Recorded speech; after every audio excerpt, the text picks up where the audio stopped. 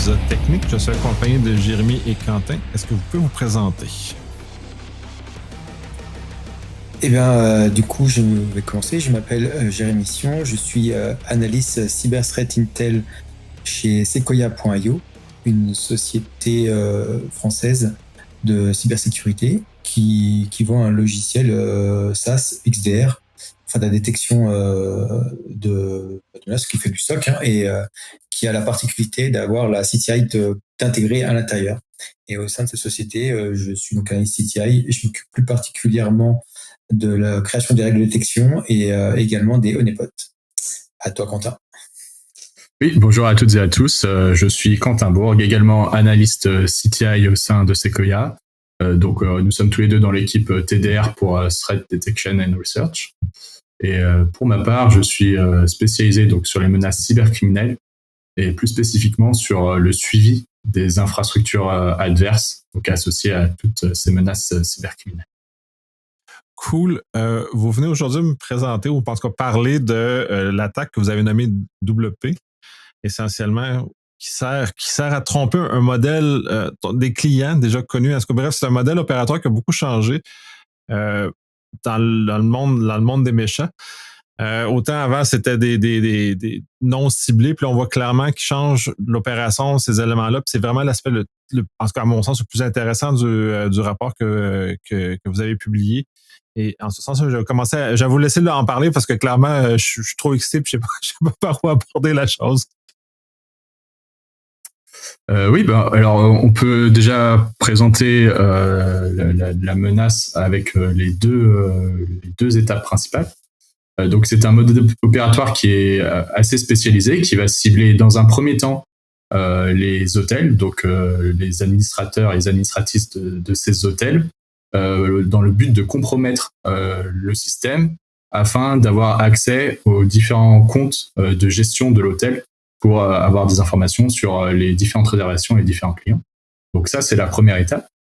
Et une fois que ces accès sur les comptes donc associés aux services tels que Booking.com, Expedia, Airbnb et autres sont obtenus, il y a la deuxième partie de l'attaque, donc qui consiste à de la fraude financière.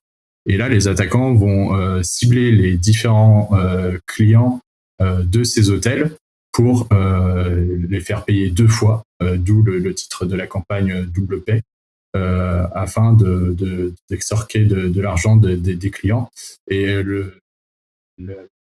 la spécificité de cette attaque, c'est puisque l'attaquant a accès au compte Booking.com et autres, il a les détails des différentes réservations avec le nombre de nuits, le nom des clients, leur numéro de téléphone, le tarif également des réservations. Et ça permet de créer des messages très réalistes et de tromper de nombreux utilisateurs et utilisatrices avec cette fraude. Si on regarde le premier volet de l'attaque, qui est vraiment de récolter ces accès-là, parce que c'est ça, je pense, c'est là où il excelle, en tout cas, l'excellence pour réussir à mener le deuxième volet. Comment ils s'y prennent pour aller voler ces comptes-là de Booking.com dans l'occurrence, mais aussi de d'autres services? C'est quoi la stratégie qui nous mène à l'obtention de ces informations-là qui sont franchement très précieuses? Alors là-dessus, en fait, nous, on a documenté une campagne, mais il faut savoir qu'il y a plusieurs groupes qui opèrent qui utilisent ce mode opératoire parce que justement, c'est un business assez lucratif. Nous, dans la campagne que l'on a observée, l'attaquant envoie des messages de phishing aux différentes centrales de réservation des hôtels en typo-squattant, on va dire, le branding de Booking ou d'autres plateformes de réservation en ligne et en faisant croire à l'hôtelier qu'il s'agit d'un message d'un client. Et voilà, le prétexte, ça va être des demandes d'informations sur la réservation ou alors une accommodation particulière, par exemple, voilà, sur sur la nourriture, etc., etc. Et donc ça, c'est vraiment l'accroche. Du coup, les hôtels qui peuvent être un petit peu dans le rush vont faire attention. Donc, cliquer sur le lien et là, on tombe sur une méthode ClickFix qui est très très utilisée en ce moment. Pareil, la page, elle reprend le branding de Booking ou d'autres plateformes de réservation. Et si l'hôtelier exécute la commande ClickFix, derrière, il tombe sur un schéma d'infection un peu classique avec une commande PowerShell qui va délivrer une charge. Bon, nous, dans notre cas, c'était pure rat. Et voilà. Et derrière, l'attaquant a la main et il va pouvoir voler les creds de la machine.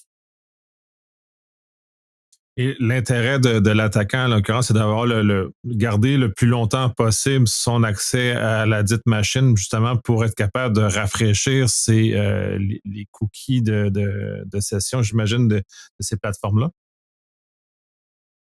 Alors, on ne sait pas forcément s'il utilise les cookies. Ce qui est certain, c'est qu'avec ce type de logiciel, il est capable aussi de récupérer les creds, donc les login passwords d'accès à Booking, Expedia, etc. Donc, même sans cookies, il est déjà capable d'avoir un accès, de disposer d'un accès frauduleux à la plateforme Booking. Et donc ça, c'est vraiment l'essence de son business, puisque c'est ça derrière qui va aller monétiser sur différents forums criminels.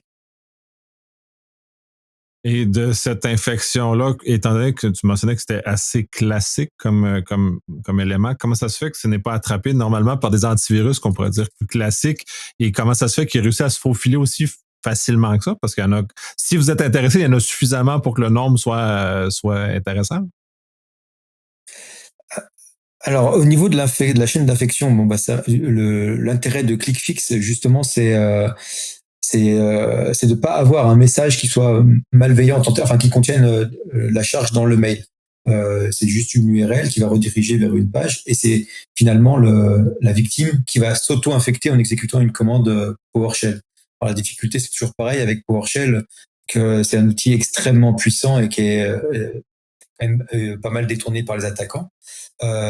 Derrière, en ce qui concerne la chaîne d'infection, pour être très précis, en fait, on a du DLL sideloading et un usage détourné de add-in process pour justement charger en mémoire le payload final. Alors, est-ce que ça bypass tous les antivirus? Est-ce que ça bypass tous les EDR? Ça, on n'a pas forcément fait le test. Ce qui est certain, c'est que ça en bypass certains, parce que c'est toujours pareil, hein, c'est le jeu du chat et de la souris entre l'attaquant qui utilise une technique et nous, les défenseurs, qui essayons de nous adapter. Et pour compléter ta réponse, Jérémy, contrairement à du phishing classique ou du téléchargement d'une charge malveillante depuis le navigateur web, avec cette méthode de social engineering ClickFix, l'utilisateur va uniquement exécuter une commande et ça va être par la suite que la charge va être téléchargée. Donc le téléchargement de la charge ne sera pas suivi comme elle est suivie via une boîte mail ou via un navigateur web par les équipements de sécurité de la même manière. Et c'est pour ça qu'aujourd'hui, cette tactique de social engineering a un taux de compromission plus élevé, puisqu'elle permet d'éviter de nombreuses mesures, enfin de nombreux équipements de sécurité tels que les scans implémentés au sein d'un navigateur web ou même des scans liés à un EDR ou une autre solution similaire. Et de ce que je constate, excusez-moi, de ce que j'ai lu dans votre rapport, l'attaquant est clairement spécialisé face aux hôteliers. Ça, il n'y a quasiment aucun doute là-dessus. Donc, je peux présumer, puis là, je lis entre les lignes, que tout le modèle technique utilisé en arrière, notamment utiliser du sideloading, notamment en utilisant, parce qu'il utilise des ports non standards pour communiquer à l'extérieur, ce qui, normalement, dans un réseau d'entreprise, c'est bloqué. Dans ce cas-ci, clairement, ça ne l'est pas. Donc, il devait savoir jusqu'à un certain point l'environnement dans lequel il se trouvait, ou en tout cas, la plupart des hôteliers se trouvent. Ouais, alors pour cette technique, je ne sais pas si on peut affirmer que les attaquants sont au courant que sur les systèmes des hôteliers, ces techniques fonctionneront. Pour ma part, je pense que ça reste quand même des chaînes d'infection qui sont assez opportunistes. L'attaquant fait au mieux pour avoir une chaîne d'infection qui est relativement discrète et peu détectable. Et donc, il va utiliser certaines techniques telles que dans la campagne qu'on a utilisé, le DLL sideloading. Après, les attaquants vont quand même mener des campagnes opportunistes en ciblant de nombreux hôtels sûrement partout dans le monde. Et donc, il n'a pas forcément fait une phase de reconnaissance pour connaître les différentes spécificités de ces cibles. Ouais, je suis assez d'accord avec Quentin et quelque chose qu'on a aussi remarqué, c'est que dans d'autres chaînes d'infection via ClickFix qu'on a pu observer, on avait déjà constaté que en fonction du user agent, donc en fonction de l'empreinte numérique du navigateur, l'attaquant allait délivrer une charge pour Windows ou une charge pour Mac. Et dans le cas présent, on a fait le test en switchant notre user agent vers un user agent Mac. Et pour le coup, on continuait d'avoir une charge Windows. Ce qui veut dire que l'attaquant, en tout cas de l'attaquant de notre cluster qu'on a observé, ne dispose pas, ou en tout cas n'a pas pris en compte la possibilité que l'hôtelier soit équipé en Mac. Ouais, ben c'est un peu aussi, c'est un peu dans ce sens-là que je présumais que peut-être que 80% de sa cible, de toute façon, n'était que sur Windows, puis c'était plus facile. Et donc, puis on est toujours dans un contexte de ratio d'effort rentabilité. Donc, si c'est pas rentable, il fera pas l'effort de développer une charge sur Mac en l'occurrence. Fait que j'ai l'impression que, à mon feeling, c'est la lecture des choses, c'est comme ça. Et clairement, il a l'air d'avoir réussi parce que ça mène quand même suffisamment loin. En tout cas, ça a l'air d'être rentable. Puis ce que je voyais dans les choses, ils font des publicités justement pour sur les forums pour faire valoir à quel point leur outil fonctionne quand même assez bien. Là. Bah, alors justement, c'est intéressant ce que tu dis, c'est que l'outil, enfin le malware qu'il utilise, Pure Rat, c'est un malware as a service. Donc typiquement, c'est pas l'attaquant qui l'a codé, il le loue en quelque sorte. C'est vraiment il y a tout un écosystème, et ça qui est intéressant aussi dans cette campagne, c'est qu'il y a vraiment tout un écosystème cybercriminel où on a d'un côté un criminel qui fabrique un logiciel malveillant et qui le met à disposition contre rémunération, un attaquant qui utilise sa propre chaîne d'infection, son infrastructure de phishing et qui loue ce service de malware pour derrière aller voler des credentials qui va revendre à d'autres criminels qui vont les utiliser pour faire du phishing bancaire. Donc voilà, on a vraiment différents criminels cybercriminels dans cette chaîne avec des rôles très différents, mais avec une interaction entre eux. Voilà, chacun apporte fait son petit business avec ça, quoi. Bon, on a un aspect de taylorisme de façon de découpage des fonctions qui était de plus en plus sophistiqué. Les malveillants sont clairement en avance sur la plupart des compagnies en termes de numérique, ce qu'on peut voir, parce qu'ils ont déjà compris qu'ils vont spécialiser dans des niches très, très spécifiques. Justement, le fait qu'ils louent un service qu'ils l'utilisent pour faire ce genre de choses. Et eux ne font que revendre les accès vers un autre tiers qui, lui, est spécialisé dans justement la fraude bancaire. Et justement, ça mène à l'autre partie, c'est l'autre partie de votre analyse, la côté fraude bancaire, comment tout ça s'est matérialisé et comment le passage de genre j'ai volé des accès à l'acheter, comment tout ça se matérialise et comment tout ça s'exécute? Alors, dans un premier temps, l'attaquant va récupérer des accès sur à des comptes. On a cité Booking.com, Expedia, ça peut en être d'autres, pour récupérer la liste des prochaines réservations, donc dans les jours qui suivent, la liste des clients.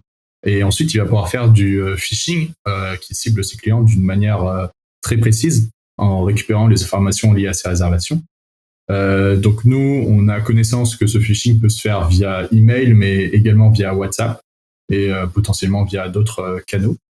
Et ensuite, ce phishing-là va rediriger les futurs clients de l'hôtel sur des pages de phishing qui vont récupérer les informations bancaires de la prochaine éventuellement victime et qui vont sûrement initier des transactions bancaires pour faire payer la victime pour la réservation qui a déjà été normalement payée via le site légitime. Et pour compléter, au niveau de l'accroche, en fait, ce que va faire l'attaquant, c'est qu'il va dire, voilà, vous avez été en gros pris au hasard parmi la liste de nos. Il se fait passer pour l'hôtel. Hein. Vous avez été pris au hasard parmi la liste de nos clients. On procède, voilà, à des vérifications bancaires sur voilà, au hasard, vous avez été tiré au sort, ou alors il y a eu un échec dans la validation de votre empreinte numérique de votre carte bleue. Juste mettez vos numéros pour qu'on les valide. Il n'y aura pas de prélèvement ni rien. Mais voilà. Mais alors c'est vrai que ça semble un peu gros dit comme ça. Mais puisque l'attaquant connaît la date de la réservation, connaît le nom l'identité de la personne qui réserve, connaît le nom de l'hôtel, etc. Ben forcément, vu de la victime, se dit ben ouais, ok, ça paraît crédible. Et derrière la page sur laquelle est renvoyée, ben bon, l'URL peut paraître plus ou moins suspecte, mais derrière, ben, effectivement, on retombe encore sur du branding qui va impersoner Booking, Expedia, etc. Donc tout est fait en gros pour vraiment mettre en confiance, en tout cas vraiment leurrer au maximum la victime, quoi. Ouais, ben, l'appât est clairement légitime pour l'attaquant. C'est très difficile de percevoir. Puis on voit une professionnalisation de ces sites-là. Là, les autres, c'est dans un cas de booking. J'en ai vu dans d'autres contextes, plus petite échelle, où c'est justement des sites de transactions d'argent et justement, ils ont tout le cachet professionnel. Et du moment qu'on regarde l'URL, quand on est éveillé, on se rend compte qu'on est en train de se faire piéger. Et en l'occurrence, là, ils demandent le numéro de carte. Est-ce qu'ils vont aller plus loin, aller chercher justement les accès dans le compte Booking? Est-ce qu'ils sont audacieux ou ils vont juste faire de la fraude bancaire bien simple? Ils veulent juste le compte de la carte bleue en l'occurrence, puis justement voler l'argent dans le chose puis s'en aller, ou sont à la portée de leur vol ou de leur malveillance? On n'a pas poussé l'investigation jusqu'à cette étape. Mais je suppose qu'ils vont surtout faire une transaction bancaire directement via la fausse page de booking.com pour extorquer de l'argent directement à la victime. Je ne suis pas sûr que les coordonnées bancaires soient à nouveau réutilisées, puisque aujourd'hui c'est assez complexe de réutiliser des coordonnées bancaires, puisqu'il y a plusieurs étapes de vérification.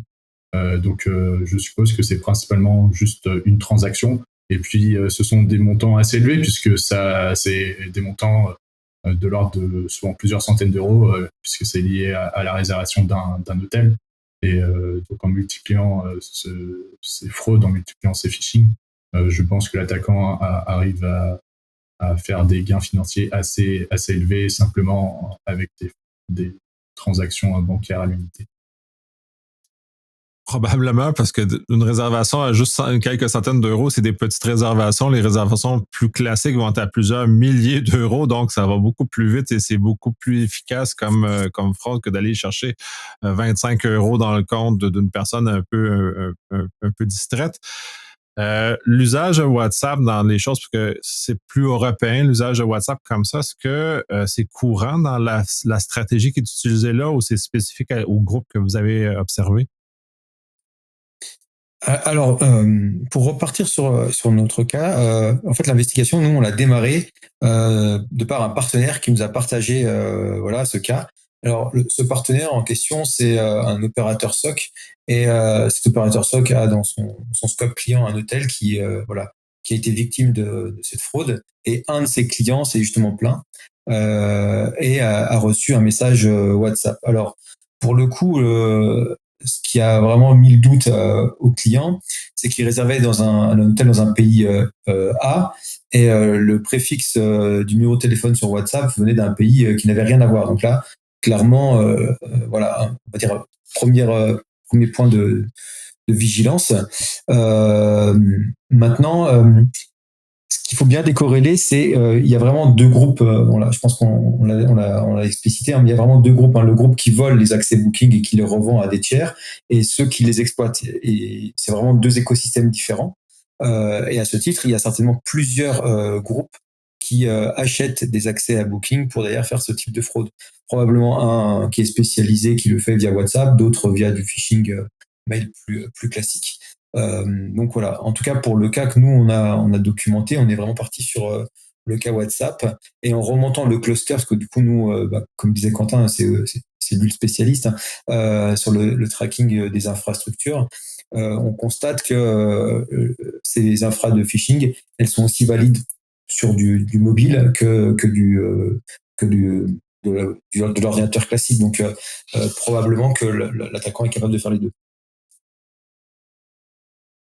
C'est très intéressant de voir qu'est-ce que ça fait. De ce que vous avez réussi à tracer, du moins dans les choses, ces attaquants-là proviendraient, ou en tout cas, bref, sont hébergés à quel endroit pour opérer, même s'ils ne sont pas nécessairement vraiment localisés à cet endroit-là. La trace vous a amené à peu près dans quelle zone du monde? Je ne suis pas sûr qu'on ait des preuves exactes sur la localisation des attaquants derrière ce cluster. Par contre, en faisant de l'analyse des forums cybercriminels, aussi appelés du dark web, on a pu identifier que de nombreux acteurs russophones, donc qui proviennent principalement de l'ex-URSS, utilisent ce mode opératoire, puisqu'il y a de nombreux services qui sont vendus en lien avec ce mode opératoire. Donc des gens qui proposent de lister plein d'adresses mail associées à des hôtels, des gens qui proposent de vendre des accès sur des sites, des services compromis comme Booking, etc. Il y a des gens qui recrutent des personnes pour opérer cette chaîne. Enfin, le système, l'écosystème est très professionnalisé et c'est l'écosystème qui est plutôt d'origine d'ex-URSS. Ouais, ben l'objectif, c'était pas de cibler précisément parce que c'est parfois très difficile de savoir d'où ça arrive, mais au moins d'avoir une idée de où les activités sont les plus présentes donne quand même une idée de l'endroit et donc des objectifs qui sont associés à ce genre. Les modes opératoires russophones sont différents, disons, des modes opératoires qu'on va trouver dans d'autres pays. Donc, ça donne quand même une piste pour guider un peu la recherche par rapport à ça. J'ai fait un bon tour au niveau de mes questions. Est-ce qu'il y a des aspects que j'ai pas abordés que vous aimeriez partager? Ce qu'on peut dire aussi, c'est un petit peu le côté historique, parce que c'est vrai que quand on a fait l'invest ensemble avec Quentin, Quentin m'avait dit qu'il y a quelque temps, il avait déjà travaillé sur un cas similaire, et à l'époque, sans dire que c'était un côté artisanal, il y avait, on va dire qu'une seule personne, qu'un groupe, on va dire, d'attaquants qui faisait ce type d'opération. Et là, aujourd'hui, ce qu'on a plutôt tendance à observer, ça a été documenté notamment ce type de campagne par Microsoft en début d'année et par d'autres grands acteurs qui font de la CTI. Donc ça a l'air de s'être professionnalisé et qu'il y a l'air d'avoir plusieurs acteurs qui sont venus dessus, probablement du fait du gain financier attractif. Et donc voilà, c'est vraiment de voir que au départ, c'est vraiment quelque chose qui est fait peut-être par quelqu'un tout seul dans son garage, si on reprend un peu l'image d'Épinal du start-upper, quoi. Et que derrière, en voyant qu'il y a moyen d'avoir des gains financiers intéressants, ça se professionnalise et qu'il y a plusieurs groupes qui viennent sur ce terrain-là, quoi. Donc ça c'était un point que je trouvais intéressant aussi dans cet invest. Et voilà, et de voir aussi la rapidité d'adaptation, parce que quand on regarde les chaînes d'infection qui ont été documentées pour ces campagnes par Microsoft en début d'année et par d'autres en cours d'année, on voit que très rapidement, les attaquants, ils switchent leur mode opératoire pour essayer toujours pareil, comme disait Quentin tout à l'heure, d'être le plus discret possible, tout en étant générique, sans faire du sur-mesure pour chaque victime. Et le niveau de mécanisation que vous avez observé, j'imagine qu'il a augmenté, étant donné que ça s'est professionnalisé versus d'un point de vue plus artisanal qu'on peut avoir il y a quand même plusieurs années, là. Oui, tout à fait. Il y a plusieurs années, on observait que peu de clusters qui utilisaient ce mode opératoire et aujourd'hui, au sein de Sequoia, on traque différents clusters associés à ce mode opératoire et ça démontre bien que ce mode opératoire s'est popularisé au sein de l'écosystème cybercriminel russophone. Et donc cette professionnalisation, comme dans différents milieux cybercriminels, elle se fait notamment via l'utilisation de plusieurs services, via des marketplaces qui permettent de revendre des accès, de faciliter tout ça. Et c'est un ensemble qui permet cette professionnalisation. Et puis ça, c'est ma dernière question. Le résultat de cette recherche-là, vous avez des IOC qui en ont sorti des indices de compromission. À quoi ça ressemble un peu dans l'occurrence? Puis est-ce que vous allez les publier? Oui, tout à fait. Je pense qu'à chaque fois qu'on fait une investigation au sein de Sequoia, on partage les IOC, et qu'on partage via un blog post les résultats de cette investigation, on partage les IOC à la communauté, aux autres vendeurs de sécurité. Et donc pour cette investigation, pour les différentes étapes, donc pour l'étape qui cible les hôtels et pour l'étape qui va cibler les particuliers, les clients de ces hôtels, on a investigué différents clusters. Et donc aujourd'hui, on a des méthodes qui nous permettent de suivre de manière automatique et proactive ces clusters. Et donc les IOC sont des noms de domaines qui vont souvent impersonnifier Booking ou qui vont utiliser des termes liés aux réservations, liés à l'hôtellerie, liés à tout ça, et des adresses IP qui vont aussi héberger ces noms de domaines. Et donc aujourd'hui, on a de nombreux IOC associés au cluster que l'on a analysé via cette investigation dans ce blog post, mais également d'autres clusters qui vont impersonnifier Booking.com dans l'objectif de faire de la fraude également et de cibler des hôtels. Cool. Merci énormément de ce partage-là. C'est très intéressant de voir que vous avez mis en lumière la professionnalisation de ces milieux-là. Ce n'est plus juste un mythe qu'on se faisait dire il y a quelques années. On disait oui, ça s'en vient. Mais là, c'est vrai, ça s'en vient pour de vrai et c'est de façon industrielle comment ils fraudent ça.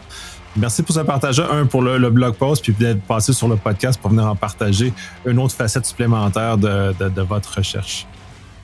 Merci beaucoup. Ouais, merci beaucoup à toi de nous avoir accueillis et de nous avoir permis de présenter nos travaux de recherche.